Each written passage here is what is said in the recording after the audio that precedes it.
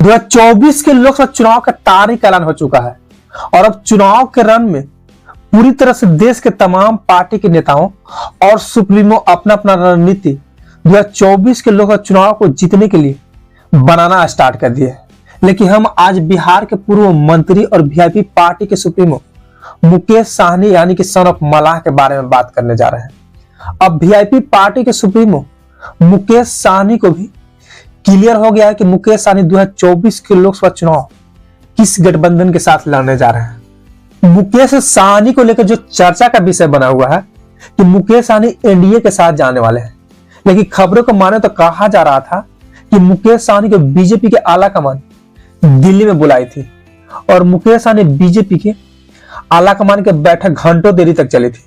बात दोनों की तरफ से पॉजिटिव हुई थी, लेकिन सूत्रों को माने तो बाद में जब बाहर बात निकल कर आई तो पता चला कि बीजेपी मुकेश साहनी को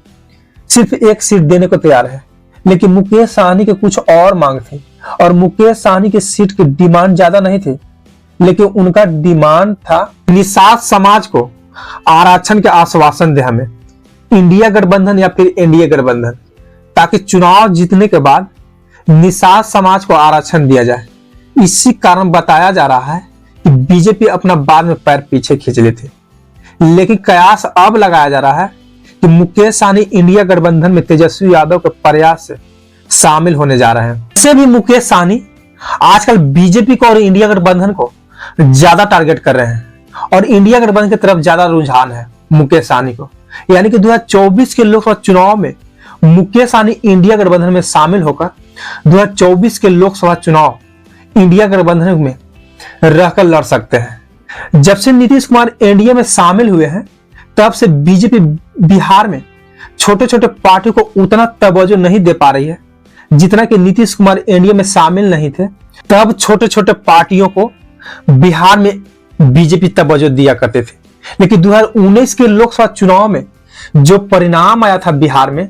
नीतीश कुमार के एनडीए में रहते हुए, उसी तरह के एनडीए फिर बिहार में उम्मीद लगाकर बैठी है कि पिछली बार 40 में से 39 सीट जीतने में कामयाब हुई थी, उसी तरह से नीतीश कुमार को साथ में लेकर इस बार भी 40 में से 40 लोकसभा का सीट जीत जाए, इस तरह से उम्मीद एनडीए लगाकर बैठी है। हालांकि बिहार में 2023 के जातीय जनगणना के माना जाए तो यादव के बाद सबसे ज्यादा सेकेंड नंबर पर मलाह जाति ही आते हैं और अगर सच में मुकेश साहनी मलाह जाति के नेता 2024 के लोकसभा चुनाव में साबित हो जाते हैं, यानी कि मलाह समाज खुलकर मुकेश साहनी के वोट करते हैं, तो मुकेश साहनी बिहार में एक दबंग नेता के तौर पर उभर कर आएंगे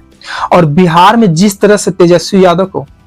युवा नेता के तौर पर देखा जाता है, काफी नाम है तेजस्वी यादव को, उसी तरह से मुकेश साहनी बिहार के राजनीति में छा जाएंगे।